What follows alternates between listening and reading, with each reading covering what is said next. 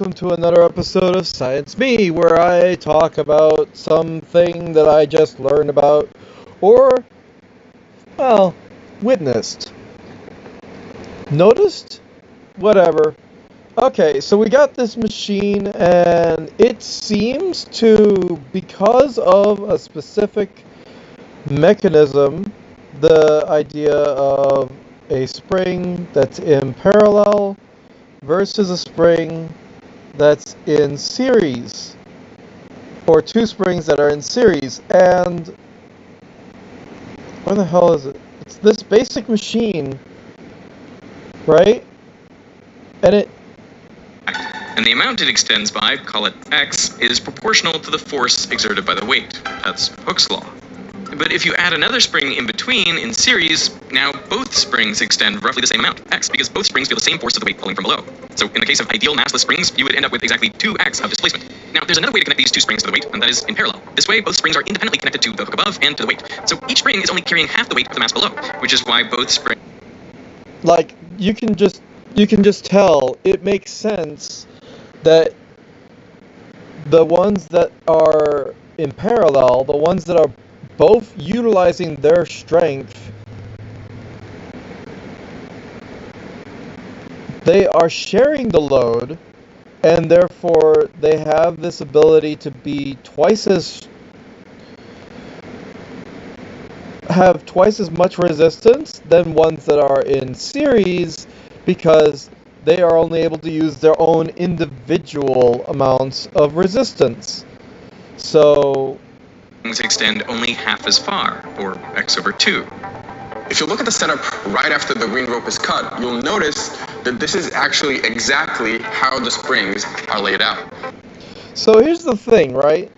This kind of mechanism can be designed and used to make it so that all you need to do is set up a series like this, and of course they go on to a bigger set to show it can be scaled up. It's not just a small phenomenon, although they show... Give me a second.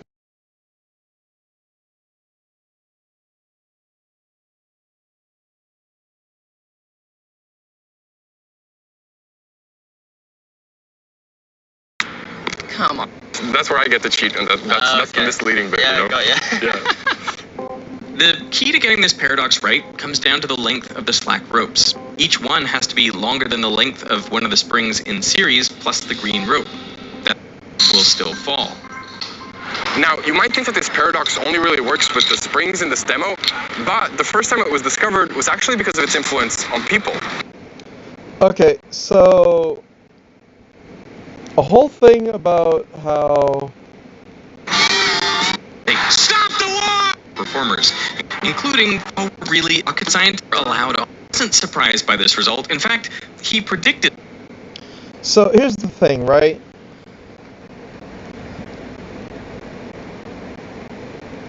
Let's go back to just... I mean, it's cool to think that it applies to anything where there is the idea of using series or parallel. If you have a main road that takes up most of the thing, instead of using the rest of the infrastructure, then clearly the main road's going to be congested, and that was a problem. So the moment that they closed it for just one day, everywhere experienced just a bit more, but less in total congestion. So, like, the whole thing was able to take the rest of the load.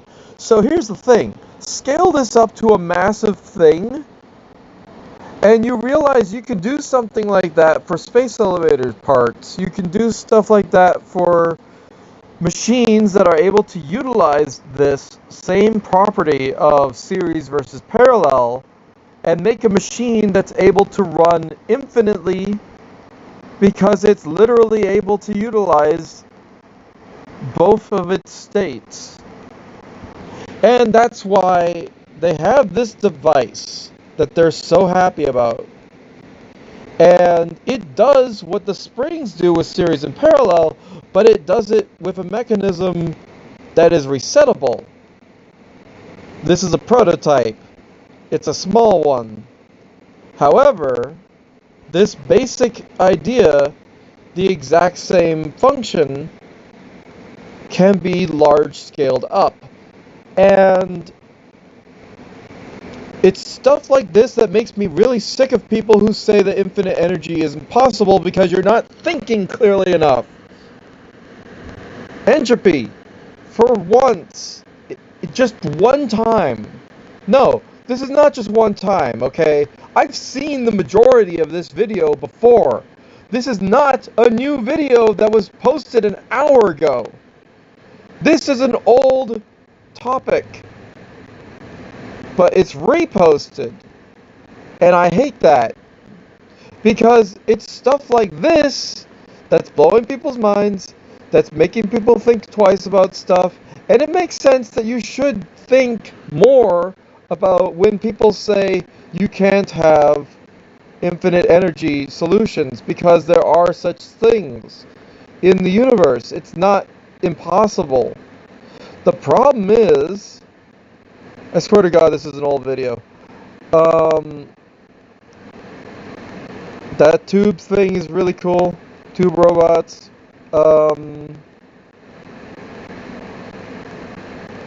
Freaking Zeppelins.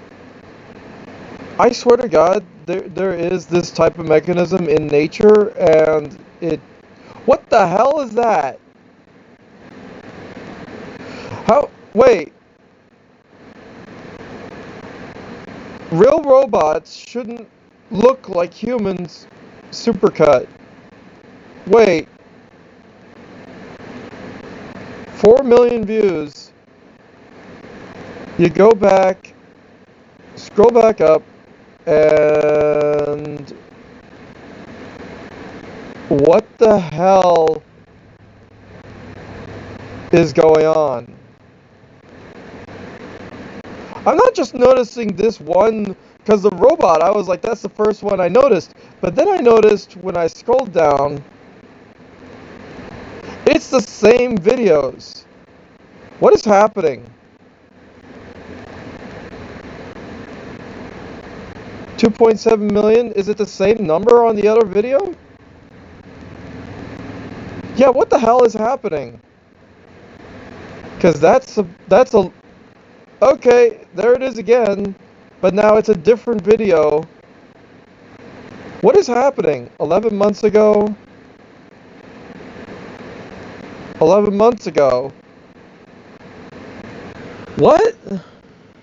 A year ago, 2 years ago. Okay, let me explain. How in the fuck? How the hell are you able to have a video that was 11 months ago and 2 years ago, the video is ahead, right? You can't have that. That's not legal. That's not normal. What is happening with his channel that you have scrambled the video upload time? I'll tell you what's happening. Actually, I don't fully know, but it's some kind of a weird glitch. But also, again, here's where it makes sense. So many months ago, if you're suddenly seeing a video that's like years ago and then months ago, that's kind of a weird... That's not making any sense. How can it be posted in the past, but it's now showing as that? That's so weird. What the hell is happening, actually? I'm in a loop. You know what I'm wondering? Recently I looked up, there is a TikTok thing happening.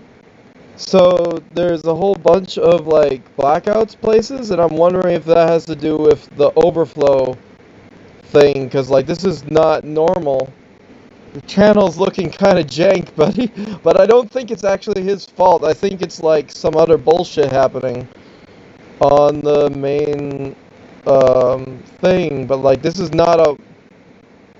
I was like, what the hell is actually happening? I literally said, yeah, I've seen this before. What? Wait, but here's the thing. Hours ago, no, I've seen it before. Have I responded to this? And when was my original response? Because I would have responded to this if I saw it before. I would. Ah! Why is that response? No, that's minutes ago. What the hell? That's my response from recently. And my old response is higher up on the list? That doesn't make any sense. I'm very confused. Well, of course I would have to scroll back to the point of like, wait, minutes ago? Hours ago? Hours ago, minutes ago? Minutes ago? Something is weird, because time isn't working the way it's supposed to be. Time is messed with, because we're getting stuff from like minutes ago, an hour ago, and it's only minutes ago and an hour ago. It's never multiple hours, because it has, like, what? What is happening? Seconds ago? Seconds ago. After you wrote, you realize that's not how time works. Time doesn't go from 42 minutes ago to seconds ago to 57 minutes ago. It doesn't do that. Someone's freaking with time. On a computer level. Whatever. We're getting off topic. Infinite energy, yeah, more like freaking the weirdest most. Okay, I'm done. I don't know. I can't. My brain is soft locked. I can't get past this temporal displacement that I'm witnessing before my eyes. What are you talking about? Is this everywhere? Like, let's look at this video. Not look at this video. Let's look at the comments of this video. 3 hours ago, 11 hours ago, that's a pinned comment. That doesn't mean anything. Comments by members. Okay, that's different. Comments by members. 4 hours ago, 3 hours ago, 1 hour ago. This is just how it sorts it? How does it sort? Why sorting? 4 hours ago, 1 hour ago. Wait, this is not, look, this is not a tiny thing. This is happening everywhere. YouTube. What is going on with your temporal displacement list? This doesn't make sense. Hours ago. Well, the video was only posted 5 hours ago, so it can only have information that is as old as the video. But, I mean, again, I'm confused. I'm stupid. I admit that. I love this video, by the way. Check this video. It's pretty cool. Resin and stuff. I saw that. I liked it. Look, let me... Okay, so here's the thing about... Let's get back to the topic, okay?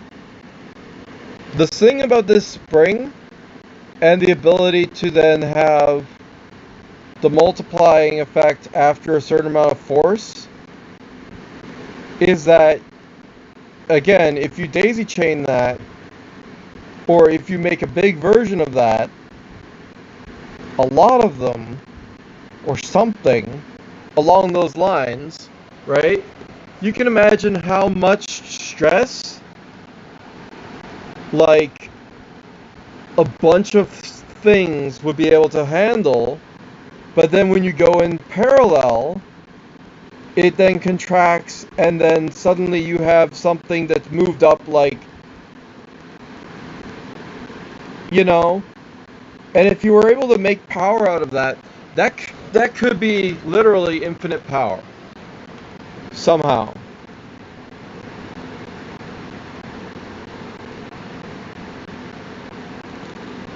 I'm trying to figure out if there's ever like a situation. At some point they show that it regulates itself, and that can be used for like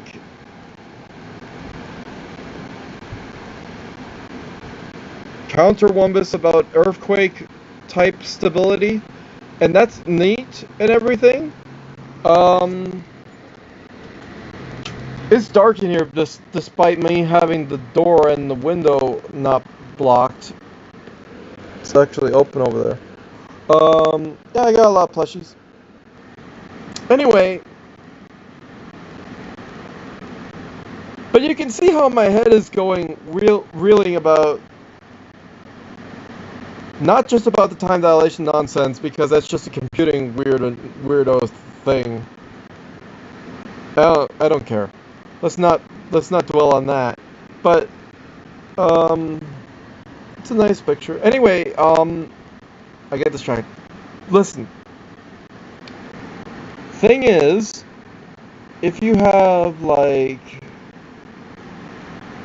get help.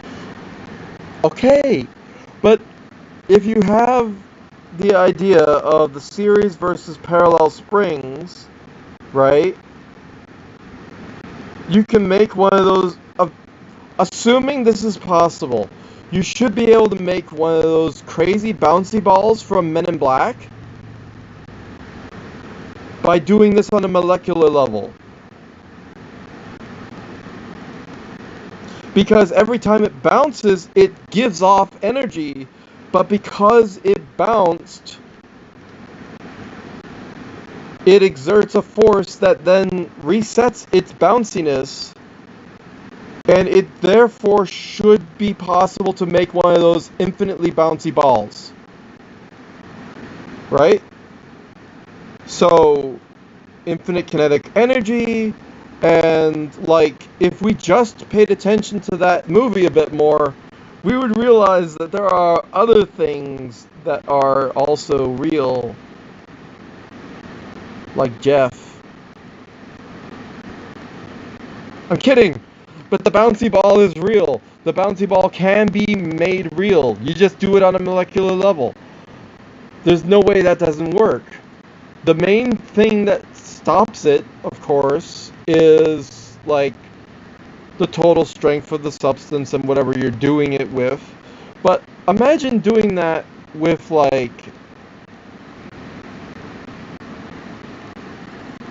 imagine some kind of contraption that's able to utilize this, and it's like, okay, now that you've had this amount of weight, you then use a massive thing, and it then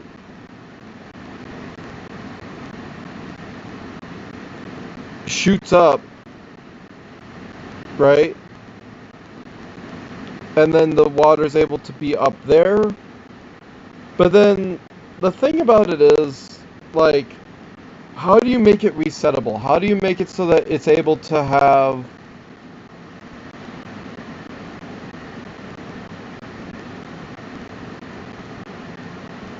right? Obviously, the way to do it is distribute the weights. Okay, I'm going to blow your mind. If you distribute the weight of something between multiples of these stacked springs mechanisms, This causes the system to stiffen and shrink. If you now let go, that's not what you want. That's not what she's wanting, okay? But forgetting about that, I mean, maybe she wants that sometimes. I mean, you don't judge. I'm not gonna judge. But sorry. Here's the but I'll stop. Listen. Imagine you have a series of weight that applies a certain amount of force, such that if you pull it up, then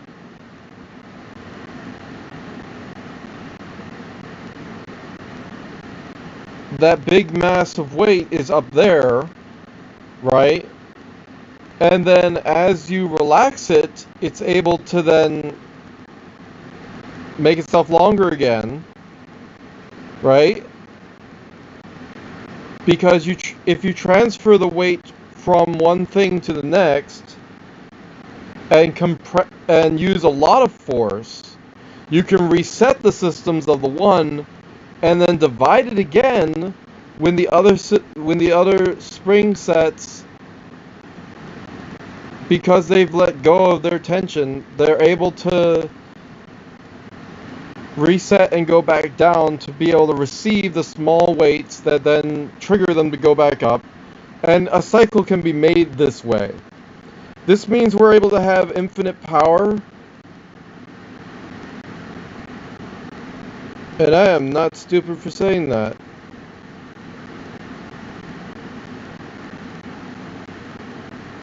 My mind's a little bit foggy, but not that foggy. It's actually making sense, because the main thing is not just looking at one of these devices. It's looking at multiples of these devices, a big scale of it, right?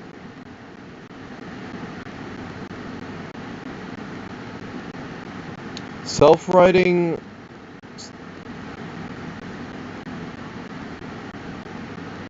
The kind of mechanism in a skyscraper would make it stiffer with the wind shear. Yeah, that's another thing. So buildings that normally would topple over, less likely to topple over because they get a stronger connection. Of course, you have to do that over like large, like spread that out, because obviously the moment that you do something too much, like it'll be more, it's possible to snap. You don't ever want to reach that point. So, but like that idea of like the more the wind pushes on it, the more it actually stays stable. That's cool. That's another application for this. They talked about the idea of an umbrella that closes because air is pushing on it. We already know we can go faster than the wind because of Veritasium. You can, that same mechanism that allows you to go faster than the wind allows you to go faster than light. If you can hold together. That's the main caveat of everything, is that can you hold yourself together? Probably not. I don't know.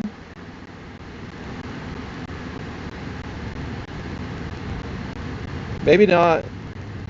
But reaching near light speeds, I mean, you can easily do the thing to go faster than the wind, to go faster than whatever you're using to propel yourself. And if that happens to be light, I mean, you're gonna go faster than light using that same technology as the wind nonsense, because you're not just using the light, but the friction of the stuff that's going is actually propelling you forward.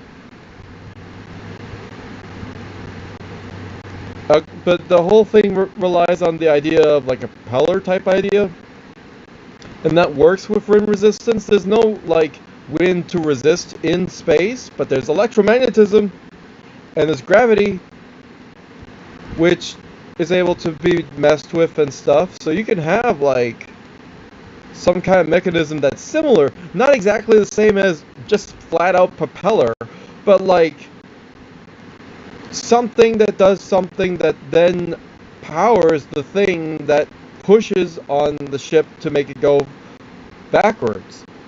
I would rather suck my ship forwards, because every moment that you're going forwards, the faster you go, the more stuff you suck as you're going.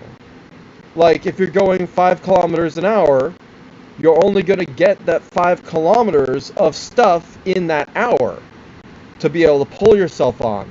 The faster you go, if you're pulling on it to get there, then you should be able to have a greater amount of power and speed going 10 kilometers an hour, 100, right? That basic multiplicative force, because the more you're able to pull, the more you're able to interact with as you're going forward, the more you're able to do things. Now, going backwards, or shooting stuff out your butt is only going to be so good. But pulling yourself forward is a way more effective. That's why I always talk about the Vortex engine. Make one of those and then there you go. You just have the infinite engine that's able to do everything that you need, because all it does is suck the stuff that's in front of you forward and through itself, and then pushes everything out the back.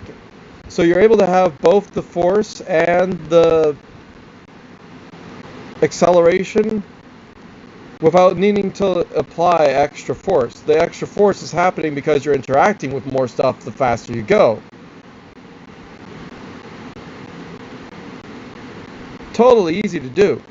And with stuff like this, with the regenerative properties, like, you should be able to do... Now, obviously, when you're going at relativistic speeds, stuff like this become less and less likely to be reliable because you're already experiencing a certain amount of force. How are you going to make it so that it has the strength to resist it and then pull back on the thing? I'm not saying you can go FTL with one of these type of things being part of your mechanism, but technically, depending on the materials, I mean, we're expecting a lot out of it, which obviously don't. But so make other.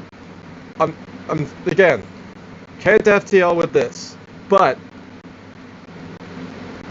my brain goes everywhere with this junk. Anyway, fix your timeline. I don't know how to make sense out of that. Toodles.